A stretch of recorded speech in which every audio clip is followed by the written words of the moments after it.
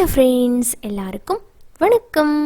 இன்றைக்கி நம்ம நிக்கீஸ் கிச்சனில் நல்ல சத்தான சப்பாத்தி பூரியோடவெல்லாம் வச்சு சாப்பிட்றதுக்கு ரொம்பவுமே டேஸ்ட்டாக இருக்கிற மாதிரி சன்னா மசாலா கொண்டக்கடலையை வச்சு அருமையான ஒரு மசாலா ரெடி பண்ண போகிறோம். அது எப்படி பண்ணுறது, அதுக்கான அளவுகள் என்னென்ன அப்படிங்கிறத பார்த்துடலாம் வாங்க.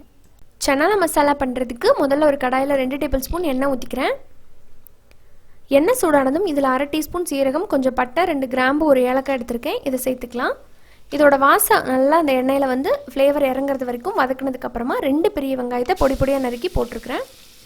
வெங்காயம் நல்லா பொன்னிறமாக வர்றது வரைக்கும் வதக்கிக்கோங்க. இந்த அளவுக்கு வதங்கினதும் இதில் சின்னதாக 2 பச்சை மிளகாவை கீரி சேர்த்துக்கிறேன். அதோட 1 டேபிள் ஸ்பூன் அளவுக்கு இஞ்சி பூண்டு விழுது சேர்த்துக்கலாம். இஞ்சி பூண்டு விழுதோட பச்சை வாசம் போனதும் இதில் ஒரு 1/4 டீஸ்பூன் மஞ்சத்தூள், 1 டீஸ்பூன் அளவுக்கு மல்லித்தூள், 1 டீஸ்பூன் மிளகாய்த்தூள், 1 டீஸ்பூன் காஷ்மீரி மிளகாய்த்தூள், 1/2 டீஸ்பூன் சீரகத்தூள், இதெல்லாம் பொடியையும் சேர்த்துட்டு ஒரு டைம் மிக்ஸ் பண்ணிடுங்க. மிக்ஸ் பண்ணதுக்கப்புறம் 2 தக்காளியை அரைச்சி இந்த மாதிரி சேர்த்துக்கலாம் பியூரியாக.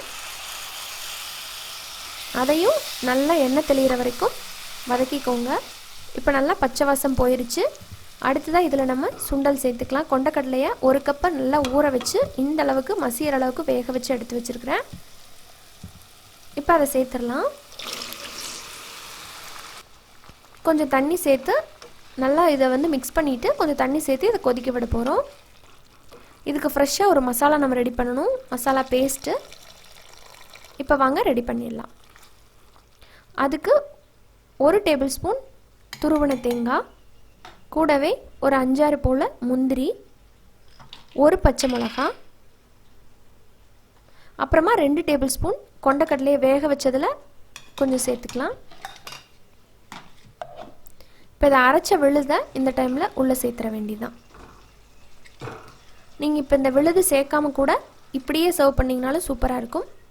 பல்க் குவான்டிட்டி பண்ணுறீங்க, நிறைய பேர்த்துக்கு பண்ணுறீங்கன்னா இந்த மாதிரி அரைச்சி ஊற்றி பண்ணும்போது உங்களுக்கு நிறைய கிடைக்கும், டேஸ்ட்டும் டிஃப்ரெண்ட்டாக இருக்கும். இப்போ அதெல்லாம் மிக்ஸ் பண்ணி தேவையான அளவுக்கு தண்ணி சேர்த்து இதை கொதிக்க வச்சிடலாம். கொதித்த உடனே இதில் ஒரு 1/2 டீஸ்பூன் கரம் மசாலா சேர்த்து அதோட ஃப்ளேவர் பச்சை வாசம் போகிற அளவுக்கு இதை நம்ம மூடி போட்டு குக் பண்ண போகிறோம். இப்போ பாருங்கள், எண்ணெய் தெளிஞ்சு வந்திருக்கு. இந்த டைமில் ஒரு டைம் மிக்ஸ் பண்ணிவிட்டு நம்ம இதில் நல்ல ஹோட்டல் ஸ்டைல் ஃப்ளேவர் கொடுக்கறதுக்காக கசூரி மெத்தி சேர்த்துக்க போகிறோம். காஞ்ச வெந்தயக்கீரை 1 டீஸ்பூன் அளவுக்கு கையில் நல்லா க்ரஷ் பண்ணி போட்டுருங்க.